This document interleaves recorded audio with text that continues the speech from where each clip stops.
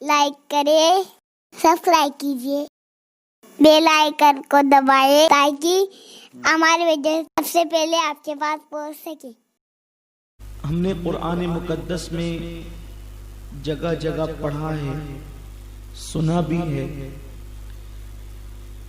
کہ جب کوئی قوم گناہ کرتی ہے، اللہ کی نافرمانی کرتی ہے، تو اللہ اس قوم پر عذاب نازل کرتا ہے۔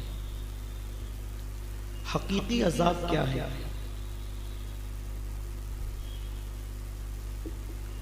حقیقی عذاب کسے کہتے ہیں؟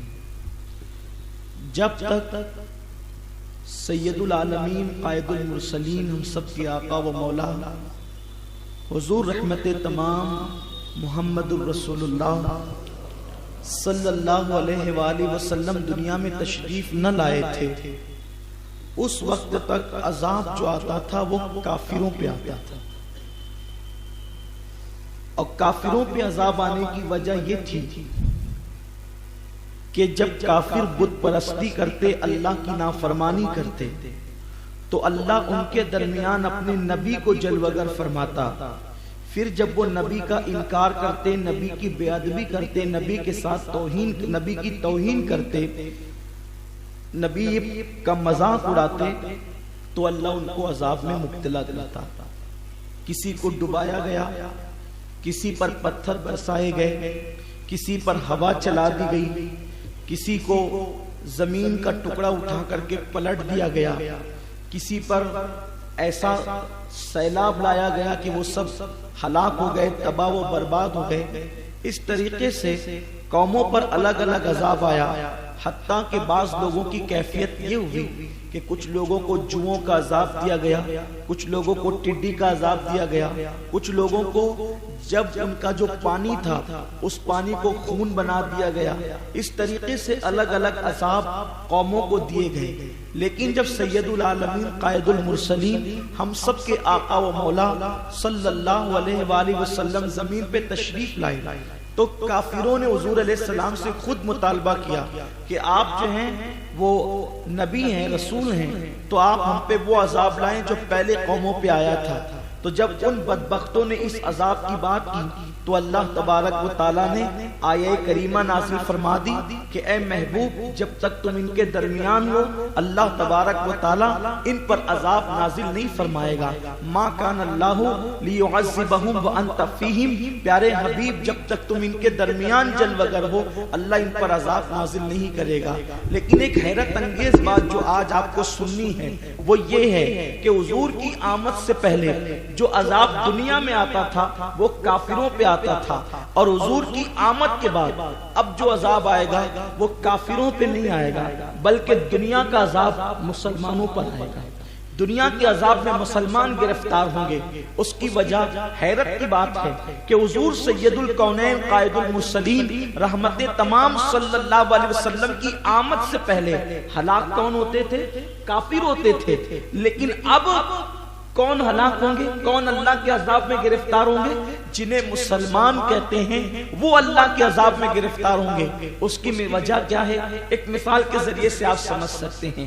اگر دو بچے ہیں اور وہ راستے میں جھگڑا کر رہے ہیں تو ایک شریف باپ کیا کرتا ہے؟ پڑوسی کے بچے کو کچھ نہیں کہتا بلکہ دو تماچے اپنے بچے کو لگاتا ہے اور وہ اپنے گھر میں لاتا ہے، بیٹے جھگڑا نہیں کرنا۔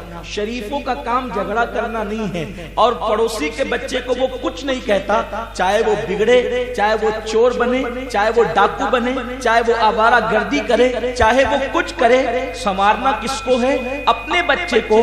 بلا تشبیہ بلا تمثیل مومن جو ہے وہ اللہ کے حقیقی بندے ہیں، سچے بندے ہیں، اور اللہ کا ان سے رشتہ ہے، اور اللہ ان سے 70 ماؤں سے زیادہ پیار کرتا ہے۔ تو چونکہ یہ حبیب کی امتی ہیں، حضرت موسیٰ کی امت الگ، حضرت عیسیٰ کی امت الگ، حضرت داؤد کی امت الگ، انبیاء کرام کی امتیں الگ الگ الگ، لیکن امت محمدیہ سے پیار اتنا ہے کہ اب کافروں پر اللہ عذاب نازل نہیں کرے گا، کیونکہ کافروں کو اتنی ڈھیل دے دی گئی ہے، جو چاہو کرو، پاپ کرنا ہے کرو، زنا کرنا ہے کرو، شراب پینا ہے پیو، حرام کھانا ہے کھاؤ، جو کرنا ہے کر لو۔ ان کے لیے سب سے دردناک عذاب کہاں ہے؟ آخرت میں ہے، اور آخرت کبھی ختم ہونے والی نہیں ہے، تو جب آخرت ختم نہیں ہوگی تو ان کا عذاب بھی ختم نہیں ہوگا، گویا کہ ہمیشہ کے لیے وہ عذاب میں گرفتار کر دیے جائیں گے۔ مگر مسلمانوں کو اللہ دنیا ہی میں عذاب میں گرفتار کر کے آخرت کے لیے پاک و صاف کر دے گا، تاکہ دنیا کی زندگی تھوڑی ہے تو تھوڑی مصیبت دے کر، تھوڑا عذاب دے کر، تھوڑی تکلیف دے کر اللہ دنیا سے اس کو پاک و صاف کر کے اٹھائے گا، تاکہ مومن کو پھر آخرت میں عذاب کا سامنا نہ کرنا پڑے۔ تو یہ بھی اللہ کی رحمت ہے۔ اب پتا چلا کہ مسلمانوں کو دنیا کے اندر تکلیفیں کیوں آتی ہیں، مسلمانوں کو پریشانیاں کیوں آتی ہیں، مسلمانوں کو مصیبتیں کیوں آتی ہیں، اس لیے اللہ کے عذاب کی بنیاد پر، اللہ کے غضب کی بنیاد پر، اللہ کی ناراضگی کی بنیاد پر، چونکہ دنیا تھوڑی ہے، مختصر ہے۔ قل متاع الدنیا قلیل، محبوب فرما دو دنیا کی متاع بہت تھوڑی ہے، انسان کتنا بھی جیے گا، لیکن یاد رکھیں اب یہ مت سمجھنا کہ دنیا قلیل ہے تو یہاں کا عذاب ہم سہ لیں گے، کوشش کریں یہاں کے عذاب سے بھی بچیں۔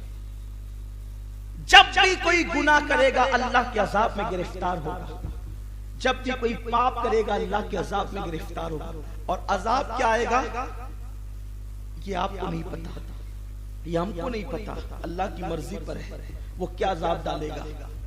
ایک بزرگ فرماتی میں نیکیاں کرتا رہا، نیکیاں کرتے کرتے پھر مجھ سے گناہ ہونے لگے، تو جب مجھ سے گناہ ہونے لگے تو میں نے ٹرائی کیا، یعنی میں نے آزمایا کہ گناہ کرنے سے ہوتا کیا ہے۔ میں گناہ کرنے لگا، جب گناہ کرنے لگا تو سوچا کہ کیا ہوگا، کیسے ہوگا، کیا ہوگا، کیسے ہوگا۔ تو جب میں گناہ کرنے کا عادی ہو گیا اور گناہ کر کے میں بھول گیا، تو میں نے محسوس کیا جو مجھ سے سچے دل سے پیار کرنے والے دوست تھے وہ مجھ سے ٹوٹتے چلے گئے، میرا اچھا کاروبار تھا وہ بند ہو گیا، مجھ سے پیار کرنے والے لوگ میرے دشمن ہو گئے، مجھ سے وفا کرنے والے لوگ میرے ساتھ دغا کرنے لگے۔ میں نے جب یہ ماحول دیکھا تو میں نے اللہ کی بارگاہ میں سچی توبہ کی، اور جب میں نے توبہ کی تو وفادار پھر واپس پلٹ آئے اور میرا کاروبار پھر سے اچھے سے چلنے لگا۔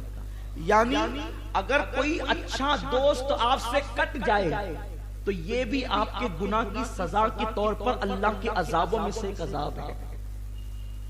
اب یہاں پر وفادار دوست کٹنے سے کیا مراد؟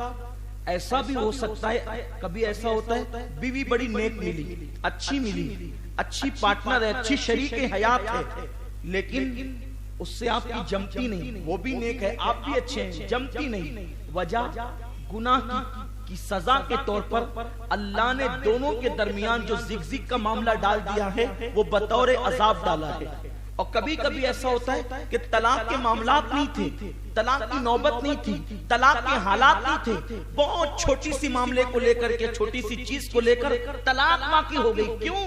اس بزرگ کے قول کی روشنی میں سمجھو کہ وفادار ساتھی ٹوٹ گئے، گناہ کے سبب سے اللہ نے اس طریقے سے عذاب میں مبتلا کیا۔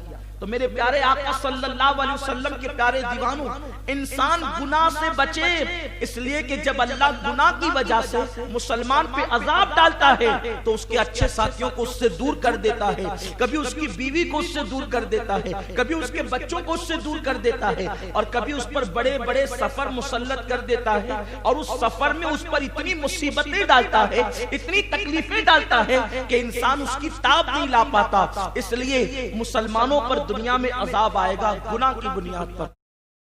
کمنٹ شیئر ضرور کریے۔